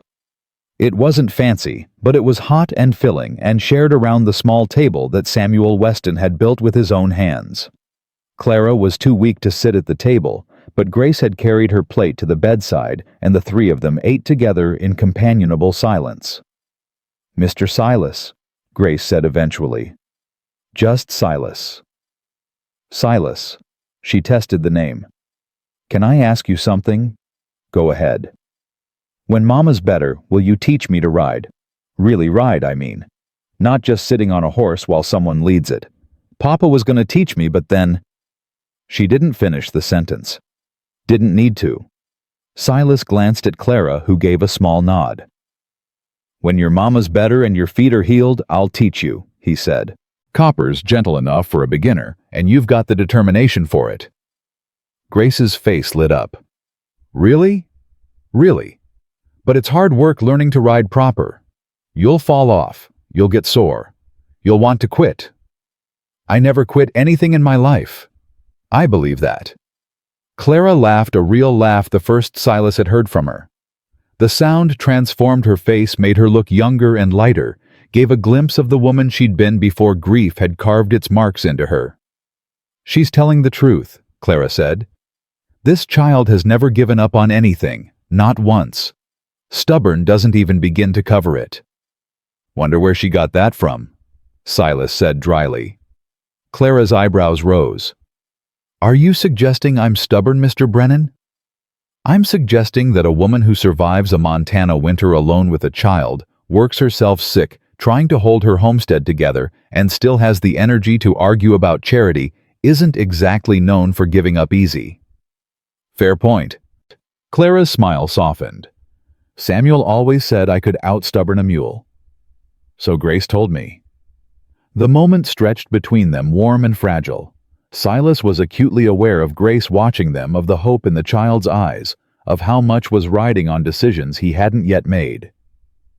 "Silas," Clara said quietly, "whatever happens, whatever you decide about staying or going, I want you to know that you've already changed everything. For me, for Grace, for how we see the world and our place in it. You don't even know me. Not really. I know you sat up all night watching me breathe. I know you gave every dollar you had to save a stranger's life. I know you're the first person in 8 months who looked at my daughter and saw someone worth stopping for." Clara's voice broke slightly. "That tells me who you are. Everything else is just details." Grace had grown quiet watching this exchange with the 2 knowing eyes of a child who'd learned to read adult conversations. "Are you going to stay?" she asked directly. "Forever, I mean, not just until Mama's better." Silas looked at this girl who'd walked through snow to save her mother. At this woman who fought like hell for her family despite every obstacle. At this cabin that had housed so much loss, and still somehow felt like it might be a home. "I don't know about forever," he said honestly. "Forever's a long time to promise." Grace's face fell slightly, but she nodded. "That's fair, I reckon. But I can promise you this. I'm not going anywhere until I know you're both safe. Until your mama's strong again. Until you've got what you need to face whatever comes next." Silas met her eyes steadily. "And I can promise that I'll keep coming back. Even if I leave sometimes, I'll always come back. That's not something I've said to anyone in 4 years." "You promise." "I promise." Grace studied his face for a long moment, reading something there that seemed to satisfy her. Then she nodded and returned her attention to her biscuit. Clara watched the exchange with an expression Silas couldn't quite interpret. When she spoke, her voice was barely above a whisper. "I think you're already home, Silas Brennan. You just haven't realized it yet." He didn't respond. Couldn't. Because somewhere deep in his chest, in the place he'd kept locked and guarded for 4 years, something was shifting. Something that felt terrifyingly like belonging. Outside, the Montana wind howled against the cabin walls, but inside the fire burned steady and bright. 3 people who'd been strangers 48 hours ago sat together in a space that was slowly becoming something none of them had expected. A family. Broken and rebuilt. Found in the most unlikely circumstances. And Silas Brennan, who'd spent 4 years running from exactly this, found himself wondering if maybe, just maybe, he'd been running toward it all along. 2 weeks passed, and Clara grew stronger each day. She could sit up without help, now could walk short distances across the cabin, could even manage light tasks like mending clothes or peeling vegetables. Dr. Holloway had visited twice more, pronouncing her recovery remarkable, and warning against overexertion in the same breath. Silas had fallen into rhythms he hadn't known he was capable of anymore. Up before dawn to feed Copper and check the lean-to. Breakfast with Grace while Clara rested. Then, hours of work chopping wood, repairing gaps in the cabin walls, reinforcing the roof where winter had found weaknesses. The physical labor felt good, honest. It gave his hands something to do, while his mind wrestled with questions he still couldn't answer. "You're brooding again," Clara said one morning, watching him from the window where she'd stationed herself in a chair. "I can tell by the way you're attacking that woodpile." Silas paused mid-swing, the axe embedded in a stubborn log. "I don't brood." "You do. You get this look on your face like you're arguing with someone who isn't there." Clara's lips curved in a slight smile. "My husband used to do the same thing. I'd catch him staring at nothing, jaw tight, working through some problem he wouldn't talk about." "What did you do about it?" "Made him talk. Eventually." She pulled her shawl tighter. "You want to tell me what's eating at you, or should I guess?" Silas freed the axe and split the log with more force than necessary. "Nothing's eating at me." "Liar." The word was delivered with such matter-of-fact certainty that Silas couldn't help but laugh. "You always this direct." "Life's too short for dancing around things. I learned that when Samuel died." Clara shifted in her chair, grimacing slightly at the movement. "Something changed in the last few days. You've been quieter, more distant. Grace noticed it too. She asked me if she'd done something wrong." That hit harder than Silas expected. The thought of Grace worrying that she'd caused his withdrawal made his chest tighten. "She didn't do anything wrong." "Then what is it?" Silas drove the axe into the chopping block and turned to face Clara fully. She looked better than she had even a week ago, color in her cheeks, clarity in her eyes, strength slowly returning to her frame. But she also looked worried, and he hated that he'd put that expression there. "I got a letter," he said finally. "Picked it up when I went into town for supplies yesterday." "A letter from whom?" "Sheriff back in Kansas. Man named Garrett, who took over after I left." Silas pulled the folded paper from his pocket, but didn't open it. "He's been trying to track me down for 3 years. Finally caught up with my trail." Clara's expression shifted, wariness creeping in. "What does he want?" "Wants me to come back. Says there's been a string of robberies along the railroad, same pattern as a gang I was tracking before I left. Says they need someone who knows the case, knows the territory, knows how these men think." Silas stared at the letter like it might bite him. "Says they need me." Silence stretched between them, heavy with implications neither wanted to name. "Are you going to go?" Clara's voice was carefully neutral. "I don't know." "When do they need an answer?" "Letters dated 3 weeks ago. By now they've either solved it without me, or they're desperate enough to wait." Clara was quiet for a long moment. When she spoke, her voice was soft but steady. "What do you want to do?" The question cut straight to the heart of everything Silas had been wrestling with since the letter arrived. What did he want? For 4 years, wanting things had felt dangerous, impossible. He'd trained himself to need nothing, expect nothing, want nothing beyond the next meal and the next mile.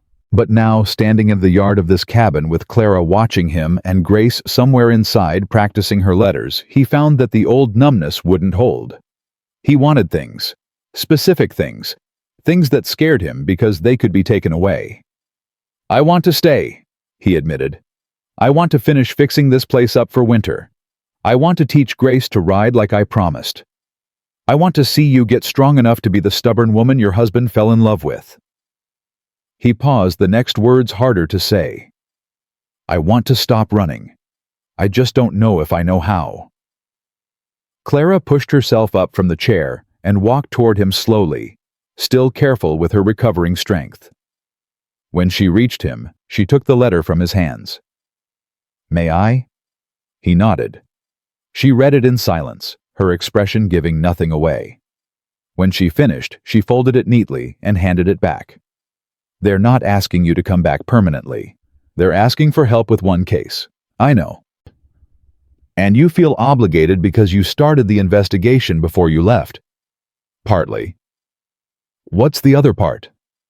Silas looked away toward the mountains that rose purple and white against the winter sky. "Part of me thinks I don't deserve this. Don't deserve a family, a home, people who count on me.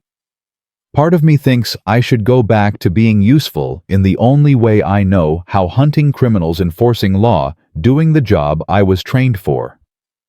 And the part that wants to stay. That part's terrified. Because the last time I let myself belong somewhere, I lost everything. And I don't know if I can survive that again." Clara's hand found his, her fingers interlacing with his in a gesture that had become familiar over the past weeks. He'd stopped pulling away from her touch somewhere around day 5, started looking forward to it around day 10. "Silas, look at me." He did. Her eyes were fierce with something he couldn't name. "You're not the same man who lost his wife and son. You've spent 4 years becoming someone different, someone who stops for crying children, who gives everything he has to save, strangers, who keeps promises even when it's hard." Clara's grip tightened. That man doesn't have to go back to Kansas to prove he's worthy. He's already proven it. "Clara." "I'm not finished." Her voice brooked no argument. "If you go back to Kansas because you want to, because finishing that case matters to you, then go. Grace and I will be here when you return. But if you're going because you think you don't deserve to stay, because some part of you is still punishing yourself for what happened 4 years ago, then don't. Don't use duty as an excuse to run from something that scares you." The words landed like blows, each one finding a tender spot he'd tried to protect. "How do you know me so well?" he asked quietly. "We've known each other barely 3 weeks. Because I recognize the look in your eyes. It's the same look I saw in my own reflection for months after Samuel died. The look of someone who thinks they failed so badly that happiness is no longer an option." Clara's thumb traced circles on the back of his hand. "I was wrong about that. And so are you." Before Silas could respond, the cabin door banged open and Grace came running out, her face flushed with excitement. "Silas! Mama! There's someone coming. A whole wagon coming down the trail." They turned to look, and sure enough, a wagon was making its way through the snow toward the cabin. As it drew closer, Silas recognized the driver, a man he'd seen in town, heavy-set and prosperous-looking, with the bearing of someone who expected to be obeyed. "That's Hiram Thornton," Clara said quietly, her hand still in his, but suddenly tense. "Edith's husband. The one who turned Grace away." "The same." Silas positioned himself slightly in front of Clara. A protective instinct he didn't bother to question. Grace retreated to her mother's side, watching the approaching wagon with wary eyes. Thornton pulled his horses to a stop and climbed down with the grunt of a man whose joints protested the cold. He was older than Silas had expected, mid-60s at least, with a face weathered by decades of Montana winters. "Mrs. Weston," he said, tipping his hat with stiff formality. "I've come to discuss business." "Business?" Clara's voice was carefully neutral. "Your husband owed me money when he died. $200 for equipment and livestock I fronted him last spring. I've been patient given your circumstances, but patience has limits." Silas felt Clara stiffen beside him. "Samuel paid you $50 before he died. You agreed that cleared the debt." "I agreed to no such thing. Your husband may have believed the debt was cleared, but I have records showing otherwise." Thornton's expression didn't change. $200, Mrs. Weston. I'll need payment by spring, or I'll be forced to take other measures." "What other measures?" "This land isn't worth much, but it's worth something. The cabin, the improvements your husband made, the livestock you no longer have. It all adds up. If you can't pay what's owed, I'll be within my rights to claim the property." Grace's hand found Silas's coat and gripped tight. He could feel her trembling, whether from cold or fear he couldn't tell. "You can't do that," the girl said, her voice shaking but defiant. "This is our home. Papa built it." "Grace." Clara's warning tone was gentle but firm. "Let me handle this." "But Mama," "I said let me handle it." Grace fell silent, but her grip on Silas's coat didn't loosen. Clara straightened her shoulders, drawing herself up despite her still recovering strength. "Mr. Thornton, my husband kept careful records. Every transaction, every payment, every agreement.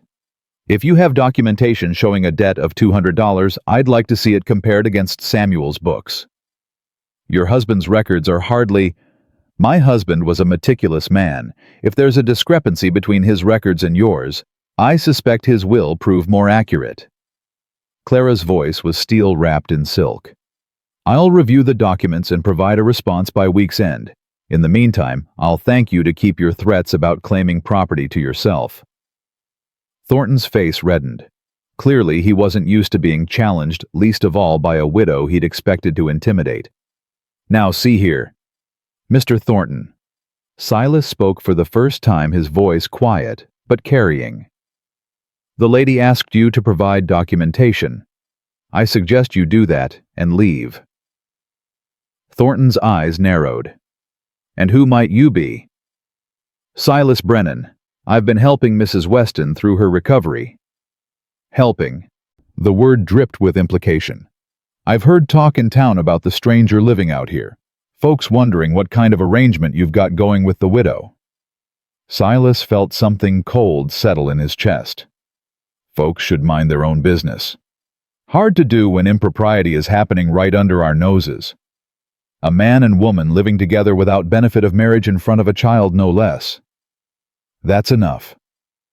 Clara stepped forward, putting herself between Silas and Thornton. "What happens in my home is none of your concern, Hiram. And if you're planning to spread gossip to cover the fact that you're trying to steal land from a widow and orphan, you might want to reconsider. Because unlike you, I have nothing to be ashamed of." Thornton's face had gone from red to purple. "You'll regret this, Clara. Mark my words, you'll regret this." "The only thing I regret is thinking you were ever a friend to this family."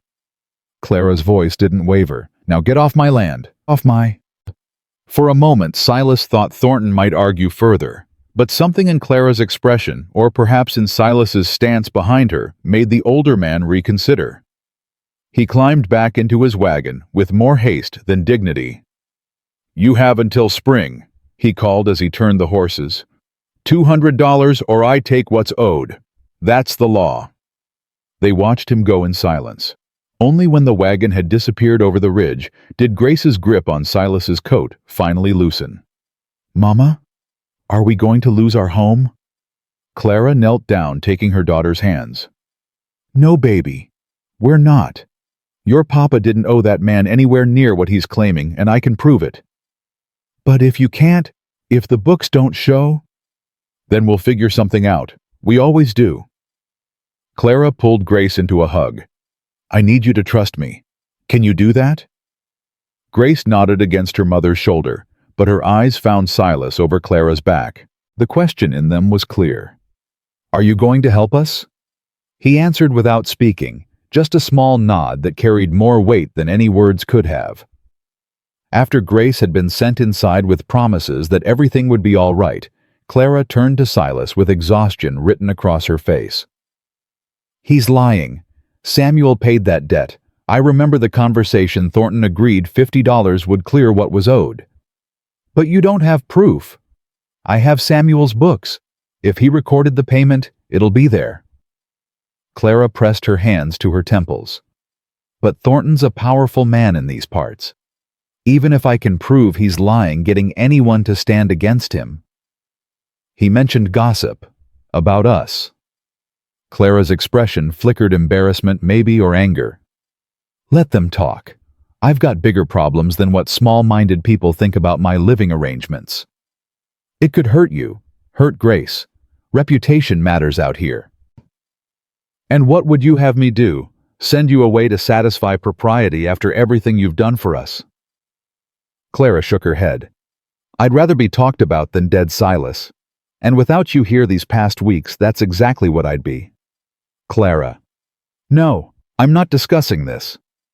Her jaw set in the stubborn line he'd come to recognize. "You're staying as long as you want to stay. Whatever Thornton or anyone else thinks about that is their problem, not mine." She turned and walked back toward the cabin, her steps steadier than they'd been even a week ago. Silas watched her go, his mind churning with everything that had happened in the past hour. The letter from Kansas, Thornton's threats, the gossip spreading through town. Each problem demanding attention, demanding decisions, demanding he choose what kind of man he was going to be. That evening, after Grace had gone to bed, Silas and Clara sat by the fire with Samuel's account book spread between them. The records were meticulous, just as Clara had claimed, every transaction noted, every payment documented, every agreement spelled out in careful handwriting. "Here." Clara pointed to an entry dated the previous April. $50 paid to H. Thornton, settling equipment loan in full. Samuel even noted that Thornton shook his hand and called it square. So Thornton's lying. Of course he's lying. He's been trying to get his hands on this land since before Samuel died. Wanted to expand his ranch, saw our hollow as the perfect addition. Clara's voice was bitter. Samuel always said Thornton would make a move eventually. Just didn't expect it to be against a widow and orphan. "What do you want to do?" "Fight him. Take Samuel's books to the judge in Cedar Falls and prove Thornton's claim is false." Clara met his eyes. "But I can't do it alone. I'm still too weak to make the trip, and even if I wasn't a woman's word against a man like Thornton." She didn't need to finish the sentence. Silas understood how the world worked, how power and gender shaped whose truth got believed. "I'll go with you," he said. "When you're strong enough. We'll go together and make the case." "And the letter, Kansas?" Silas looked at the fire for a long moment. The flames danced and crackled, throwing shadows across the cabin walls. "Kansas has waited 3 years. It can wait a little longer." He turned back to Clara. "I made a promise to stay until you were safe. You're not safe yet, so I'm not leaving." The relief in Clara's eyes was so profound it made his chest ache. "You're sure?" "I'm sure. Even with people talking, even with Thornton threatening, even with all of it." Silas reached across the space between them and took her hand. "I spent 4 years running from responsibility, from connection, from anything that might make me care about something enough to lose it. I'm tired, Clara. Tired of running. Tired of being alone. Tired of pretending that keeping my distance from people makes me strong instead of just scared." Clara's fingers interlaced with his, holding tight. "What does that mean? For us?" "It means I'm staying. Not just until you're strong, or until Thornton's dealt with, or until some arbitrary deadline I've set in my head. It means I'm staying because this is where I want to be. With you. With Grace. Building something instead of running from everything." Tears slipped down Clara's cheeks, but she was smiling.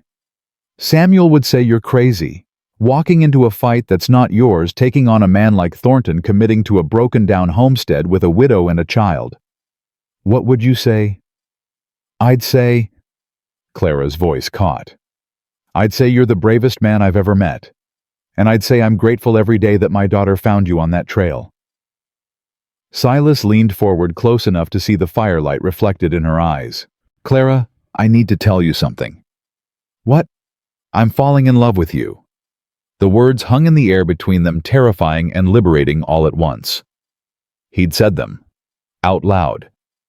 After 4 years of feeling nothing, he'd admitted to feeling everything. Clara's breath caught. Silas, you don't have to say anything back. I know it's too soon, too complicated, too much after everything you've been through. But I couldn't keep it inside anymore. I couldn't pretend that what I feel for you is just gratitude, or obligation, or... She kissed him. It was soft at first, tentative, like a question being asked. Then her hand came up to cup his face, and the kiss deepened, became an answer, became a promise neither of them had planned to make. When they finally pulled apart, both breathing hard, Clara's eyes were bright with tears and laughter. I've been waiting for you to figure that out, she whispered. I was starting to think you never would. You knew. I hoped. She traced her thumb across his cheekbone. After Samuel died, I thought that part of my life was over. The love part. The partner part. I thought I'd spend the rest of my years just surviving for Grace's sake. Her voice broke slightly.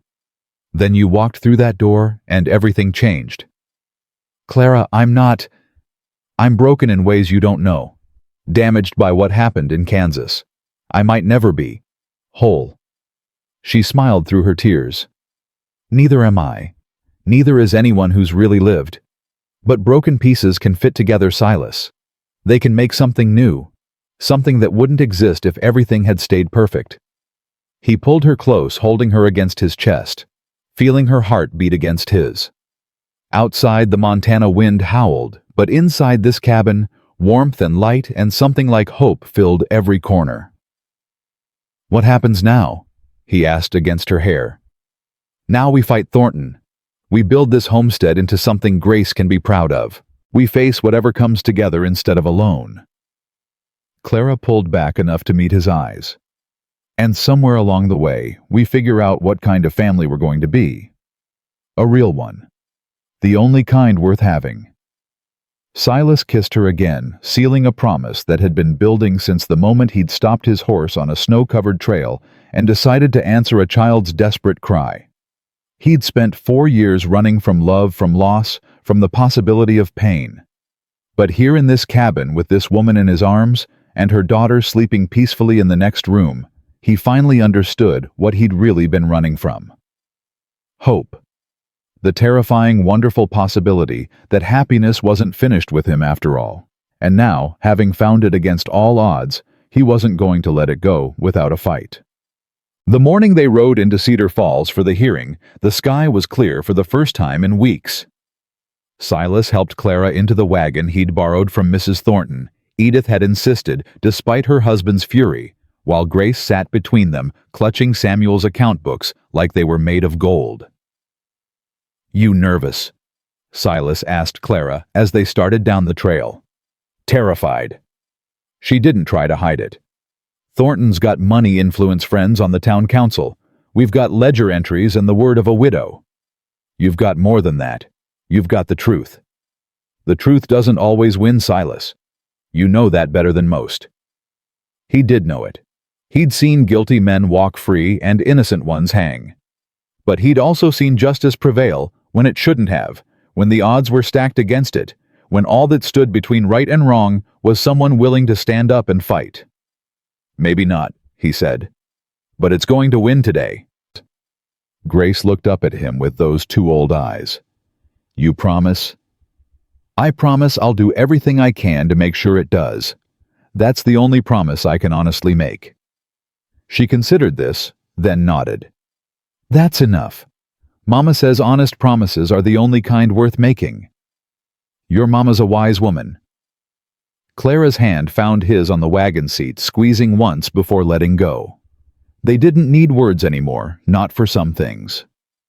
The courthouse was a modest building on the main street, 2 stories of whitewashed wood, with a bell tower that had never held a bell. Judge Harrison, a lean man in his 60s with sharp eyes and a reputation for fairness, presided over the hearing room. Thornton was already there when they arrived, flanked by 2 men Silas recognized as his ranch hands. He looked smug, confident, the expression of a man who'd already decided how things were going to go. "Mrs. Weston," he said with exaggerated courtesy. "So glad you could make it, and I see you've brought your friend." "Mr. Brennan is here as a witness," Clara replied coolly.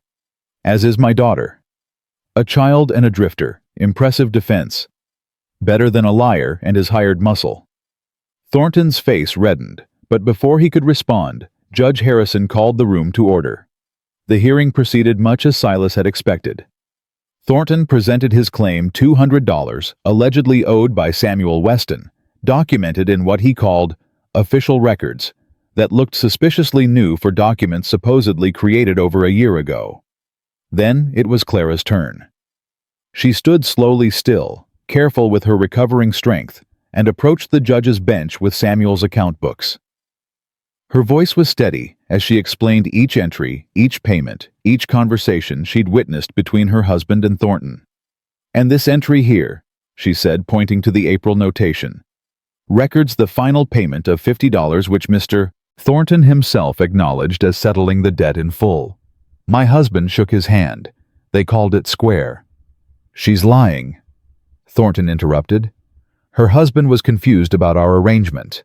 $50 was a partial payment, not a settlement." "Then why didn't you send any further invoices? Why didn't you demand payment during the 8 months between that handshake and my husband's death?" "I was being patient, giving your family time to get on your feet." "Patient?" Clara's voice sharpened. "You've been trying to claim our land since before Samuel died. You offered to buy it 3 times, and each time he refused. This isn't about debt, Hiram. This is about you wanting something that doesn't belong to you and using a widow's vulnerability to take it." The room went quiet. Thornton's face had gone from red to purple, and Silas tensed, ready to intervene if the man made any threatening moves. "Your Honor," Thornton said through clenched teeth, "this woman is making baseless accusations to distract from her own failure to pay legitimate debts." Judge Harrison held up a hand for silence. He studied the documents before him, both Thornton's claim and Samuel's account books, with the careful attention of a man who'd seen too many disputes to take anything at face value. "Mr. Thornton," he said finally, "your documentation shows a debt of $200 dated April of last year. Yet there's no payment schedule, no interest calculation, no record of any communication requesting payment. Mrs. Weston's books, on the other hand, show a detailed transaction history, including a final payment that her husband noted as settling all accounts with you." The judge's eyes were cold. "Either Mr. Weston was a remarkably imaginative bookkeeper, or your claim isn't worth the paper it's written on." "Your Honor, I object to." "I'm not finished." Harrison's voice cut through Thornton's protest. "I've known you for 20 years, Hiram. Watched you build your ranch into one of the biggest operations in the territory. But I've also watched how you do business. Pressure tactics, convenient documentation, debts that grow mysteriously after the debtor dies." Thornton went pale. "That's slander." "It's observation." The judge turned to Clara. "Mrs. Weston, do you have anyone who can corroborate your account of the handshake agreement?" "I do."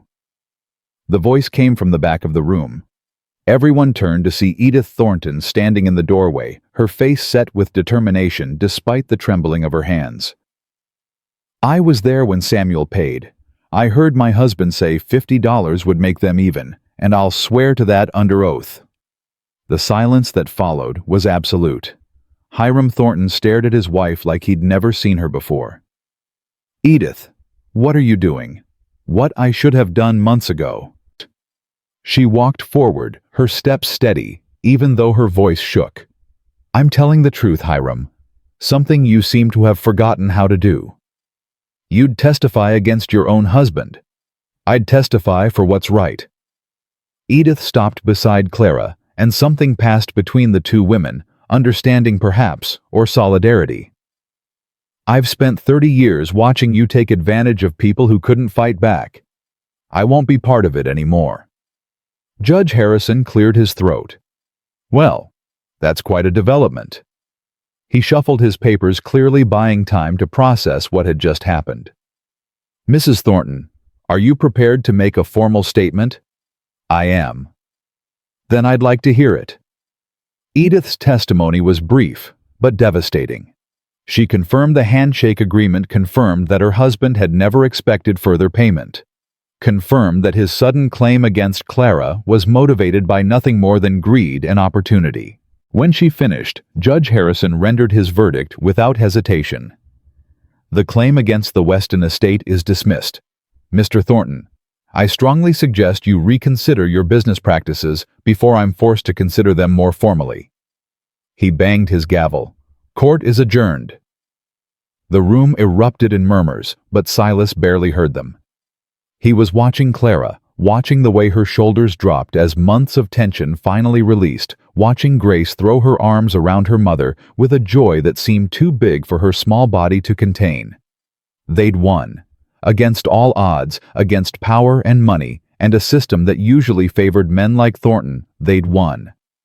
Silas stood back, letting them have their moment, but Clara's eyes found his across the room. She mouthed 2 words. "Thank you." He shook his head slightly. She'd done this. She and her daughter, and the unlikely ally who'd found the courage to stand against her own husband. He'd just been there to support them. But as Clara crossed the room toward him, her face glowing with relief and triumph, Silas felt something shift in his chest. The last barrier. The final wall. The piece of himself he'd been holding back even as he'd admitted to loving her. He let it go. "We won," Clara said, stopping in front of him. "You won. I just watched." "You did more than watch. You stayed. You fought alongside us. You made me believe we could actually beat him." Her hand came up to rest on his chest, right over his heart. "I couldn't have done this without you." "Yes, you could have. You're the strongest woman I've ever met." "Maybe. But being strong alone and being strong with someone beside you, they're not the same thing." Clara's eyes glistened. "I'm tired of being strong alone, Silas. I want to be strong with you." Before he could respond, a small body crashed into both of them. Grace, her face wet with tears and split by a grin. "We get to keep our home. We get to stay. We do, baby." Clara wrapped one arm around her daughter while keeping her other hand on Silas's chest. "We get to stay." "And Silas too. He gets to stay too." Clara looked at him, the question in her eyes reflecting her daughter's. "Yeah," Silas said, his voice rough with emotion. "I get to stay too." Grace whooped with joy and hugged them both tighter. Over her head, Silas met Clara's gaze, and something passed between them. A promise, a commitment, a future neither had dared to imagine, until now. The ride back to the cabin felt different than the ride in. The weight that had pressed down on all of them for weeks was gone, replaced by a lightness that bordered on giddiness. Grace chattered constantly, already making plans for spring planting and summer adventures, and all the things they'd do now that they weren't facing the loss of everything they had. Clara sat close to Silas on the wagon seat, her shoulder pressed against his, her hand occasionally finding his knee. They didn't speak much, didn't need to. The silence between them was comfortable now, filled with understanding rather than uncertainty. As the cabin came into view, Silas pulled the wagon to a stop. "What's wrong?" Clara asked. "Nothing's wrong." He climbed down and walked around to help her from the wagon, then lifted Grace down after. But instead of heading toward the cabin, he turned to face them both. "There's something I need to say. Both of you." Grace looked worried. "Is it bad?" "No, sweetheart. It's not bad. He crouched down to meet her eyes. You asked me once if I was going to stay forever.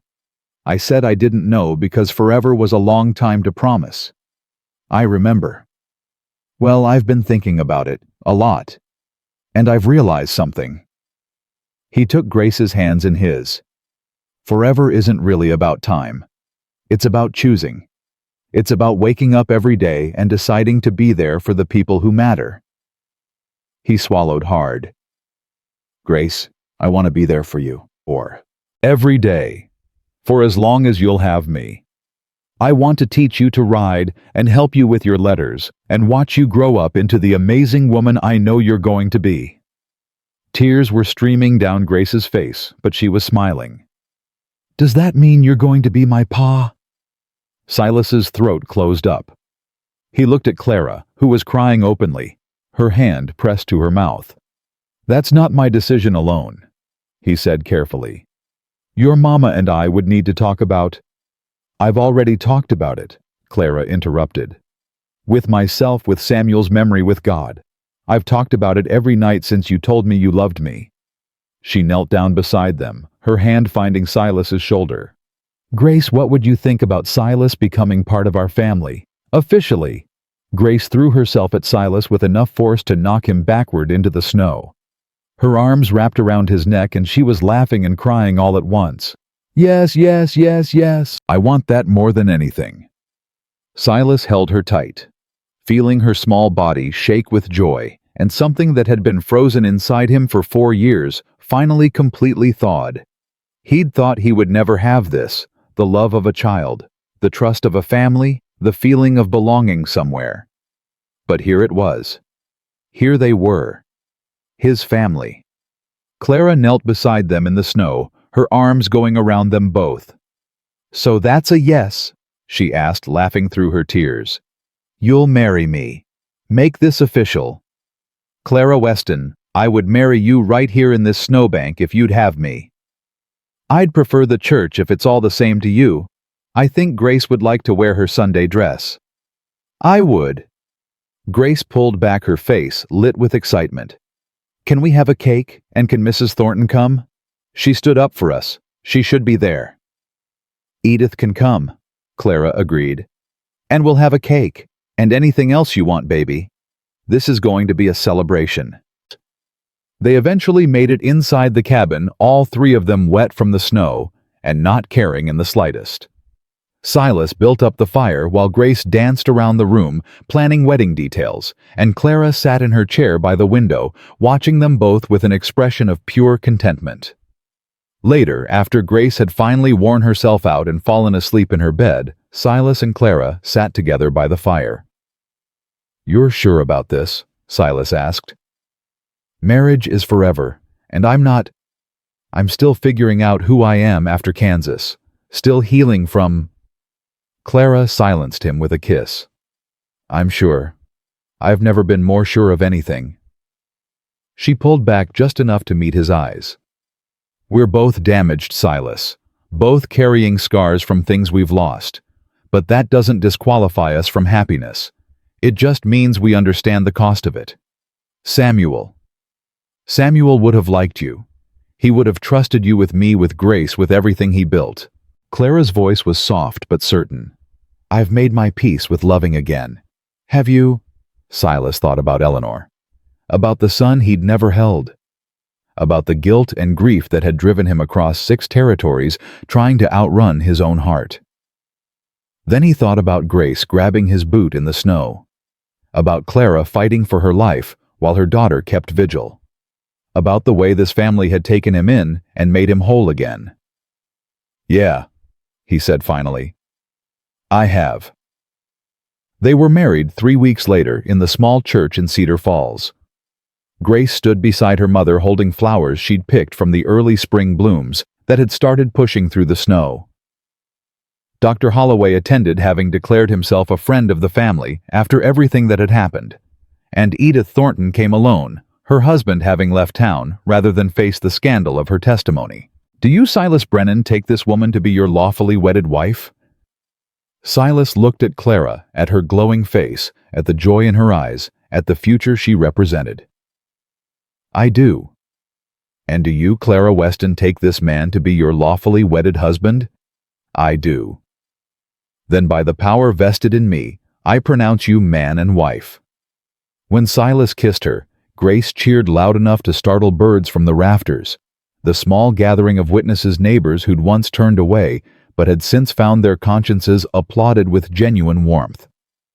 Walking out of the church with Clara on one arm and Grace holding his hand on the other side, Silas felt something he hadn't felt in 4 years. Peace. Not the absence of pain that would never fully go away, but peace alongside it. The knowledge that he'd stopped running, stopped hiding, stopped punishing himself for failures he couldn't undo. He'd found a home, a family, a future worth fighting for. That spring they planted crops in the expanded garden and added chickens to the homestead. Silas finally taught Grace to ride, and she took to it like she'd been born in the saddle. Clara grew stronger every day, her stubbornness finding expression in plans for improvements and expansions that would make their hollow into something Samuel would have been proud of. And in early summer, Clara told him she was pregnant. Silas's reaction was complicated joy and terror mixed in equal measure, the memory of Eleanor's death never far from his thoughts. But Clara took his face in her hands and made him look at her. "This isn't Kansas," she said. "I'm not Eleanor, and you're not the same man who lost everything 4 years ago." She kissed him gently. "We're going to have this baby together, Silas, and whatever happens, we're going to face it together." He believed her. For the first time since losing everything, he believed that good things could happen to him, that he deserved them. Their son was born in December, exactly 1 year after Silas had stopped his horse on a snowy trail and decided to help a desperate child. They named him Samuel after the man whose love had built the cabin where they now lived, and whose legacy lived on in the daughter he'd raised so well. Grace was enchanted with her baby brother taking to her role as big sister with the same fierce dedication she brought to everything else. She held him carefully, sang to him in a voice that had finally learned to sound like a child's again, and declared him the best present she'd ever received. "Better than riding lessons?" Silas asked. "Better than everything." Grace looked up at him with eyes that held no shadows anymore. "Because now we're really a family, a complete one." Silas looked at his wife nursing their son and his daughter beaming with pride at the cabin Samuel Weston had built, and Silas Brennan had helped save. "Yeah," he said quietly. "Complete."